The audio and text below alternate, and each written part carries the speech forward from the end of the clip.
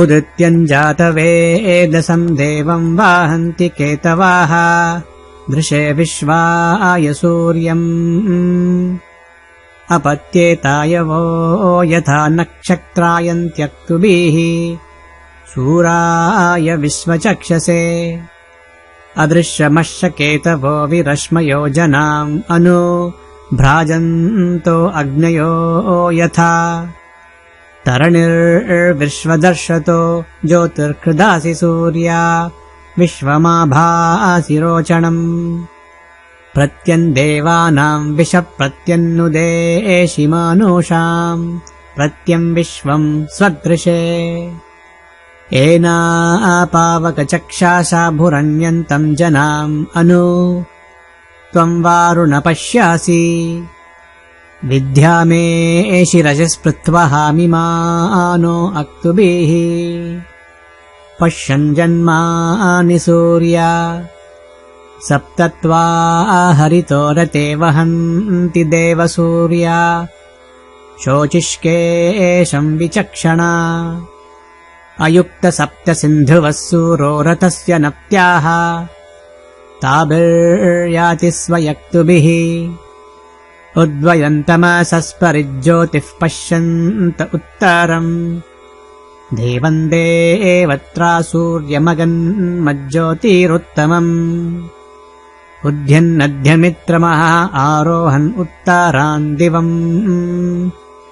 हृत्रोगम् मम सूर्यहरिमाणम् च नाशया शुकेषु मे हरिमाणम् रोपणकासु दध्मसि अतो हारिद्रवेषु मे हरिमाणम् निदध्मसि उदागादयमादित्यो विश्वेन सहसा विशन्तम् मह्यम् रन्धयन्मो अहन्वीशते राधम् चित्रम् देवानामुदगादनीकम् चक्षुर्मित्रस्य वरुणस्याग्नेः आप्राध्या वा पृथिवी अन्तरिक्षम् सूर्य आत्मा जगतस्तस्तुषश्च सूर्यो देवी मुसशम् रोचमानाम् मर्यो न योषाम् मभ्येति पश्चात् यत्रा नरो देवयन्तो युगानीम् वितन्वते प्रतिभद्राय भद्रम् भद्रा अश्वा हरितः सूर्यस्य चित्रा एतग्वा अनुमाध्यासः नमस्यन्तो दिव पृष्ठमस्तु परिध्या वा पृथिवी यन्ति सद्यः तत्सूर्यस्य देवत्वम् तन्माहित्वम् मध्यार्कत्वोऽवितातम् सञ्झाबारः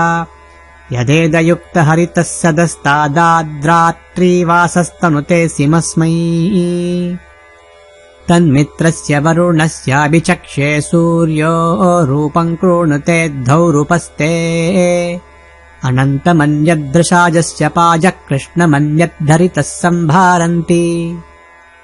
अध्यादेव उदितसूर्यस्य निरंहासापि पृता निरावध्यात् तन्नो मित्रो वरुणो मामहन्तामधीति सिन्धो पृथिवी उतद्यौ इन्द्रम् मित्रम् वरुणमग्निमाहुरतो दिव्यः सुपर्णो गरुत्मान् एकम् सद्विप्रा बहुधा वादन्त्यग्निम् यमम् मातरिश्वानमाहुः कृष्णन्नियानम् हराय सुपर्णा अपोवसाना दिवमुत्पातन्ति त आवावृत्रन् सदा नादितस्यादिधृतेन पृथिवी व्युध्यते हंसत्सूचिसत्वसूरन्दरिक्षसद्धोता वेदिशततीर्धुरो नसत् नशत्वा रसधृता सद्यो मसदब्जा गोजाऋतजा अद्रिजाऋतम् यत्वा सूर्यस्वर्भानुस्तमसाद्विध्यतासुरः अक्षेत्र विद्यता मुग्धो भुवानान्यधीधयुः यदत्यत्सूर्यप्रवो नागा उद्यन्मित्राय वरुणाय सत्यम् वयम् देवत्राधीते स्यामतवः प्रियासौ अर्यमन् गृणन्ताः उत्सूर्यो बृहतश्चींष्य श्रेत्पुरुविश्वाजनी ममानुषाणाम् समो दिवादादृशे रोचामानः क्रत्वा क्रतः सकृतः कर्तुभिर्भूत् स सूर्यप्रतिपुरो न उद्गा एभिस्तोमैभिरेतशेभिरे वै प्रणो मित्राय वरुणाय वोचो नागसो अर्यम्ने अग्नये च विनः सहस्रम् शुरुधो रतन्वृतावानो वरुणो मित्रो अग्निः यश्चन्तु चन्द्रा उपमन्नो अर्कमानः कामम् पुपुरन्तु स्तवान उद्ध्वेति सुभगो विश्वचक्षा साधारणसूर्यो मानुषाणाम् चक्षुर्मित्रस्य वरुणस्य देवश्चर्मै वयः समविव्यक्तमांसि उद्ध्वेति प्रसवीता जनानाम् महान् केतुरर्णवसूर्यस्य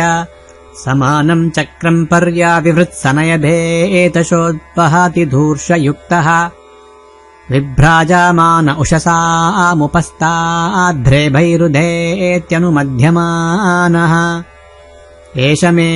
देवः साविता चच्छन्दु यः सामानन्न प्रामिनाति धामा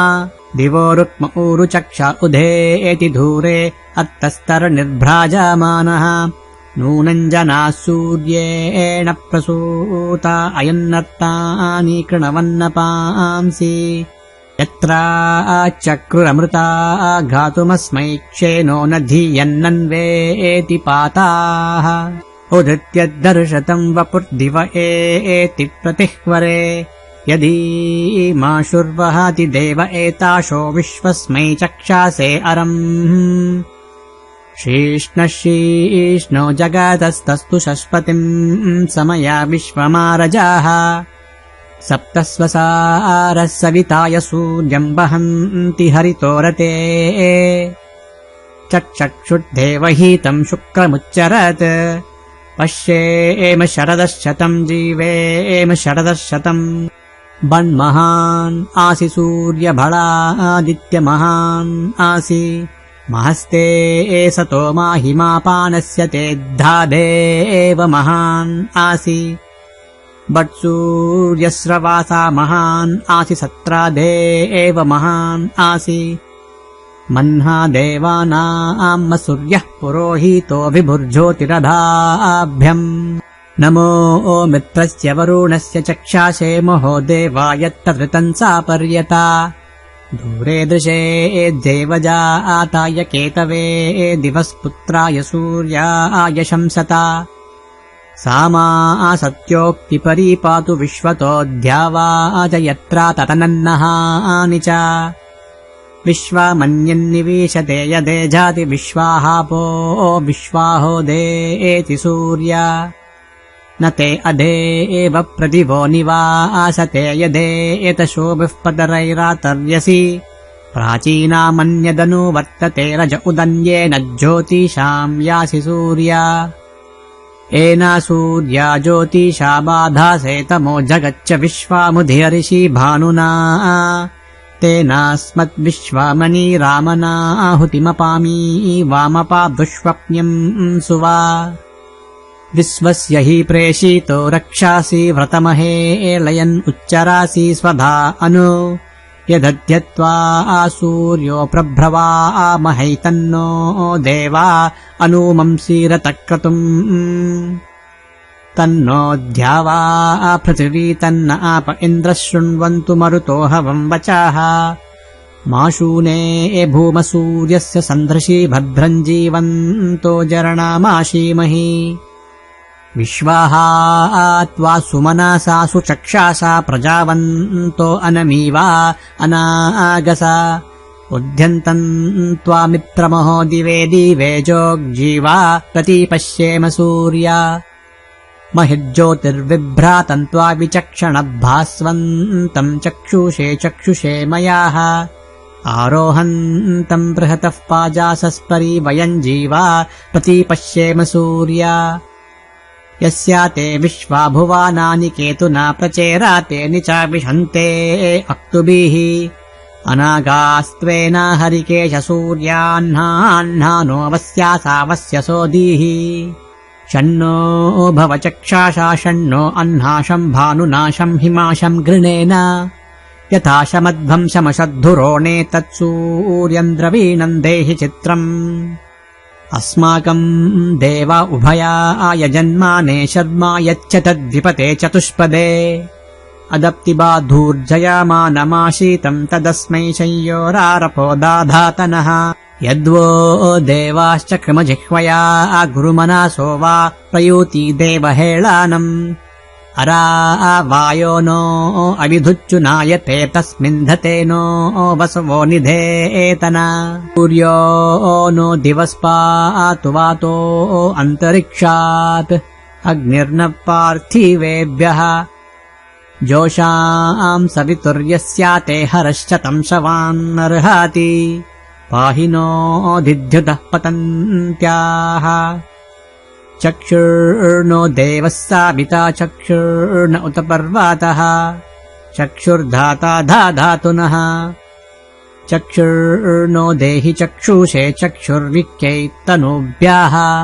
सञ्चेदम् विचापश्येम सुसन्दृशम् त्वा वयम् प्रति पश्येम सूर्या विपश्येम नुचक्षासः विभ्राट् बृहट्टीपतु सौम्यम् मद्वायुद्धधज्जज्ञपाता बहिःहृतम् वाताजूतो यो आभिरक्षातित्मना प्रजापूपोष पुरुधा विराजति विभ्राट् बृहत्सभृतम् वाजसातामम् धर्मम् दिवो धरुणे सत्यमर्पितम् अमित्रः वृत्रः दस्युहन्तामम् ज्योतिर्जज्ञे असुरः सापत्नः इदम् श्रेष्ठम् ज्योतिषाम् ज्योतिरुत्तमम् विश्वजिध्यानजुजुज्यते बृहत् विश्वभ्राट् प्राजो महि सूर्यो भृश उरुपप्रते सह ओजो अच्युतम् विभ्राजम् ज्योतिषा स्वारगच्चो रोचनम् दिवः एनेमा विश्वा भुवानान्याभृता विश्वकर्मणा विश्वदेव्यावता आयङ्गौर्पृश्नीरक्रमीदसदन्मातरम् पुरः पितरम् च प्रयन् स्वाहा अन्तश्चारति रोचनास्य प्राणाधापानपि व्यक्यन्महिषो दिवम् 30 विराजति वाक्पातङ्गायाधीयते प्रतिवस्तोरुहत्युभिः ऋतम् च सत्यम् चाभीद्धा तपसोऽध्याजायत ततो रात्र्या जायत ततः समुद्रो अर्णवा समुद्रादर्णवादधि संवत्सरो अजायत अहोरात्राणि विददद्विश्वस्य मिषतो वशी सूर्या चन्द्रमसौ धाता याता पूर्वमाकल्पयत् दिवम् च पृथिवीम् चान्तरिक्षमतो स्वाहा सविता पश्चातात् सविता पुरस्तात् सवितोत्तरातात् सविता धरातात् सविता नः सुवतु सर्वता आतिम् सविता नो रासताम् दीर्घमायुः।